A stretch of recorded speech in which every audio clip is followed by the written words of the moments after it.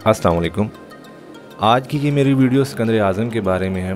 वो लोग जो मेरी पहली बार वीडियो देख रहे हैं वो ये सोचकर हैरान हो रहे होंगे कि सिकंदर आज़म के बारे में तो तमाम दुनिया जानती है, तो फिर इसके ऊपर वीडियो बनाने की क्या ज़रूरत पेश आ गई। तो मैं आपको बताता चलूँ कि मैं जब भी वीडियो बनाता हूँ किसी भी मौजू के ऊपर या किसी भी शख्सियत के ऊपर, तो उसका मकसद ये होता है कि लोगों को उन हक़ाइक़ के बारे में आगाह करूँ जो कि आम लोगों की नॉलेज तक नहीं है, या वो बातें जो कि ज़ुबानें ज़्यादा आम हो चुकी हैं, उनको सच माना जाता है लेकिन उनका हकीकत से कोई ताल्लुक़ नहीं होता। इसी तरह जो सिकंदर आज़म है उसके बारे में सब लोग यही जानते हैं कि वो यूनान का एक अजीम बादशाह था। उसने आधी से ज़्यादा दुनिया फ़तह की और वो दुनिया फ़तह करते करते हिंदुस्तान तक आ गया, मगर उसे ज़िंदगी ने ज़्यादा मोहलत ना दी और वो वापसी में ही 32 साल की उम्र में फौत हो गया।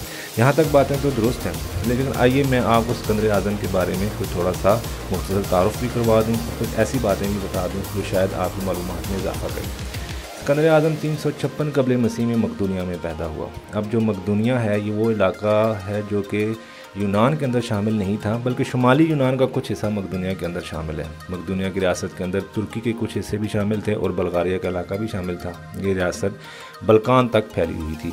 अब जो सिकंदर आज़म हैं, इनके जो वालिद थे फिलिप दोइम, उन्होंने इस मकदूनिया की रियासत को एक सल्तनत का दर्जा दिया। उन्होंने एक नहायत ही मजबूत और बहादुर फ़ौज तैयार की और उसको बहुत ही ज़्यादा ट्रेन किया।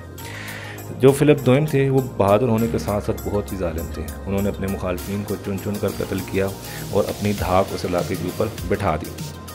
फिलिप दोइम अपनी सिक्योरिटी के मामले में बहुत ही ज़्यादा हसास थे कि जो मुहाफिज थे उनके साथी वो न सिर्फ उनके स्टेशन में उनके बाहर मौजूद रहते थे बल्कि स्टेशन रूम के अंदर भी मौजूद रहते थे।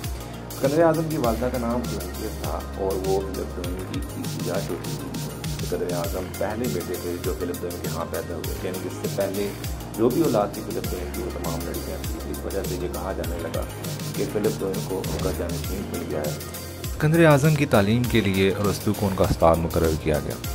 अरस्तू की शख्सियत का और उनकी तालीमात का सिकंदर आज़म की ज़िंदगी पर तमाम ज़िंदगी उसका असर रहा। यही वजह थी कि सिकंदर आज़म जो है वो होमर की दोनों नज़में ओडिसी और इलियाड से बहुत ज़्यादा मुतासिर थे और इलियाड के कुछ हिस्सों को वो तहरीरी शक्ल में अपने तकिए के नीचे भी रखा करते थे। सिकंदर आज़म जो रोमानवी किरदार हरकुलियस था उससे भी बहुत ज़्यादा मुतासिर थे।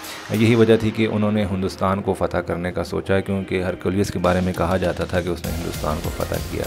इसके अलावा सिकंदर आज़म जो कि इलियाड का हीरो था जिसने ट्रॉय की जंग में यूनानियों को फ़तह दिलवाई थी, उससे भी बहुत ज़्यादा मुतासिर थे और वो ये समझते थे कि उस हीरो की तरह उनके अंदर भी इसी तरह की सलाहियतें जो हैं वो शामिल हैं। अब जब सिकंदर आज़म 12 साल के हुए तो एक बहुत ही मशहूर और मारूफ घोड़ा था जिसके करीब कोई भी नहीं जाता था। वो घोड़ा इतना तनखू और तेज़ था कि बहुत बड़े बड़े पहलवान और मशहूर सिपाही और ताकतवर सिपाही भी उसके करीब नहीं जाते थे, मगर सिकंदर आज़म ने 12 साल की उम्र में उसको काबू कर लिया और फिर तमाम ज़िंदगी उस घोड़े पर ही सवार रहे। ये बातें ऐसी थीं जो कि उनके हाज़रीन के लिए लम्हाए फ़िक्रियाँ थीं। यही वजह थी कि उनके हाज़रीन ने उनके रास्ते में रोड़े अटकाना शुरू कर दिए ताकि सिकंदर आज़म किसी सूरत भी बादशाह ना बन सके।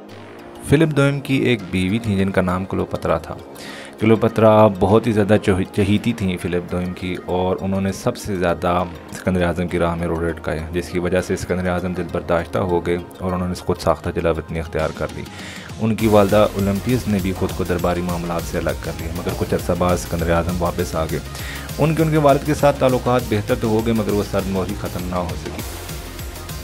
क्लियोपत्रा की बेटी यानी सिकंदर आज़म की सफेदी बहन की शादी वाक़े के दौरान फिलिप दोइम ने नहायत अंग्रेज़ी मुहाफ़िज़ ने उनको कत्ल कर दिया। जैसे ही वो मुहाफ़िज़ कत्ल का गिरफ्तार हो रहा था बाकी मुहाफ़िज़ ने उसको कत्ल कर दिया। लिहाजा ये बात वहीं से ख़त्म हो गई कि फिलिप दोइम को किसने कत्ल करवाया, क्योंकि वो राज वो शख्स अपने सीने से चला गया। कहा यह जाता है कि फिलिप दोइम के कत्ल के पीछे उसकी वालदा और सिकंदर आज़म का हाथ है। इसके बाद सिकंदर आज़म बादशाह बन गए और बादशाह बनने के फ़ौरन बाद उन्होंने तमाम अपने करीबी अज़ीज़ों रिश्तेदारों को कत्ल करवा दिया। सिर्फ अपने एक सौतेले भाई को उन्होंने कत्ल नहीं किया। इसके अलावा बाद लोगों को तो उन्होंने नहायत ही इबरतनाक तरीके से कत्ल करवाया ताकि लोगों के ऊपर उनकी धाक बैठ सके।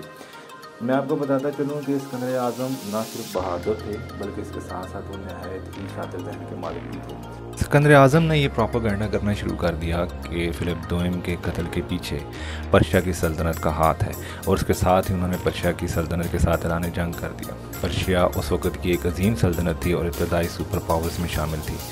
وہ لاکھوں مربع میل کے علاقے پر پھیلی ہوئی ایک سلطنت تھی جس میں اس کے افواج کی تعداد لاکھوں میں تھی۔ اس کے مقابلے میں اسکندر اعظم کی فوج کی تعداد نہایت کم تھی، لیکن یہ فوج بہت ہی منظم تھی اور اس میں بہت ہی بہادر، نڈر، بے باک اور وفادار جرنیل تھے۔ یہاں پہ میں آپ کو بتاتا چلوں کہ یہ فوج جو تیار کردہ تھی وہ فلپ دوئم نے تیار کی تھی، یعنی اسکندر اعظم کے والد نے۔ اس لیے اس بات کا کریڈٹ فلپ دوئم کو بھی جاتا ہے کہ جو اسکندر اعظم نے فتوحات کیں، اس میں فلپ دوئم کا بھی بہت بڑا ہاتھ تھا۔ اس جنگ میں داریش سوئم جو کہ پرشیا کی سلطنت کے بادشاہ تھے، ان کو شکست ہوئی اور انہیں قتل کر دیا گیا۔ اس کے بعد اسکندر اعظم نے سوچا کہ اب ان کے پاس اپنے خواب کی تکمیل کا پورا حق ہے اور ان کے لیے موقع بھی ہے، لہٰذا انہوں نے ہندوستان پر حملہ کر دیا۔ جب جیسے جیسے وہ آگے بڑھتے گئے، کچھ جگہ پہ انہیں سخت مزاحمت کا سامنا کرنا پڑا، لیکن بہت سی جگہ پر بہت سے وہاں کے راجے اور مہاراجوں نے ان کی اتھارٹی کو تسلیم کر دیا اور ان کی حاکمیت کو تسلیم کر دیا۔ لیکن راجہ پورس نے اس بات سے انکار کر دیا۔ راجہ پورس کی فوجیوں کی تعداد نہایت کم تھی، جبکہ اسکندر اعظم کی فوج کی تعداد بہت زیادہ تھی اور اس کی فوج تھی بھی بہت زیادہ منظم۔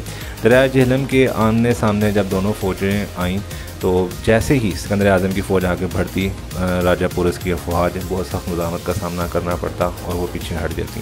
اسکندر اعظم نے یہاں پر یہ چال چلی کہ انہوں نے 27 کلومیٹر دریا کے مخالف رخ جا کر دریا پار کیا اور راجہ پورس کی فوج پر حملہ کر دیا۔ اس میں راجہ پورس کو شکست ہوئی اور جب راجہ پورس کو گرفتار کر کے اسکندر اعظم کے سامنے لایا گیا اور اسکندر اعظم نے پوچھا کہ بتاؤ تمہارے ساتھ کیا کیا جائے، تو راجہ پورس نے تاریخی الفاظ ادا کیے کہ وہی جو ایک بادشاہ کے ساتھ کیا جاتا ہے۔ اسکندر اعظم راجہ پورس کی اس بات سے بہت زیادہ متاثر ہوا اور اس کی سلطنت اس کو لٹا دی۔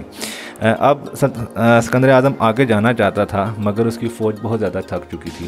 اس کی فوج کے اندر مزاحمت بھی بہت زیادہ تھی اور وہ لوگ چاہتے تھے کہ کسی بھی طریقے سے اب ہم وطن کو واپس لوٹیں۔ لہذا اسکندر اعظم جو ہے اس نے واپسی کا سفر اختیار کیا۔ جب وہ عراق کے مقام پر پہنچا تو اس کی طبیعت بہت زیادہ خراب ہو گئی۔ کچھ لوگ اس بارے میں کہتے ہیں کہ اس کو جنگ کے دوران جو ہے وہ تیر لگا تھا، شاید اس کے گھائل ہونے کی وجہ سے وہ مر چکا۔ کسی نے کہا کہ اس کو زہر دیا گیا، لیکن جدید تحقیق یہ کہتی ہے کہ اس کو ملیریا، اسکندر اعظم کو ملیریا ہو گیا تھا اور اس ملیریا کے مرض کی وجہ سے اس کی وفات ہو گئی۔ ایک بات جو میں آپ کو بتانا بھول گیا کہ وہ گھوڑا جسے 12 سال کی عمر میں اسکندر اعظم نے سدھایا تھا، اسے قابو کیا تھا، وہ راجہ پورس کے ساتھ لڑائی کے دوران مر گیا۔ اب یہ ایک بات کہی جاتی ہے کہ جب اسکندر اعظم مرا تو اس نے یہ کہا کہ میری قبر اس طرح سے کھودنی ہے اور میری لاش کو ایسے دفنانا ہے کہ میرے دونوں ہاتھ باہر ہوں، تاکہ دنیا کو پتہ لگے کہ وہ بادشاہ جس نے آدھی دنیا فتح کی، 22,000 مربع میل کے قریب علاقہ فتح کیا، جب اس دنیا سے رخصت ہوا تو اس کے ہاتھ خالی تھے۔ یہ بات بالکل جھوٹ ہے، کیونکہ جب اسکندر اعظم مرا تو اس کی لاش کو حنوط کر دیا گیا اور اس پر شہد لگا دیا گیا۔ کچھ لوگ اس کو وہیں دفنانا چاہتے تھے، کچھ اس کو مقدونیہ لے کے جانا چاہتے تھے اور کچھ اس کو مصر لے کر جانا چاہتے تھے۔ 2 سال بعد اسکندر اعظم کی لاش کو مصر لے کر جایا گیا، لہذا یہ بات بھی غلط ہے۔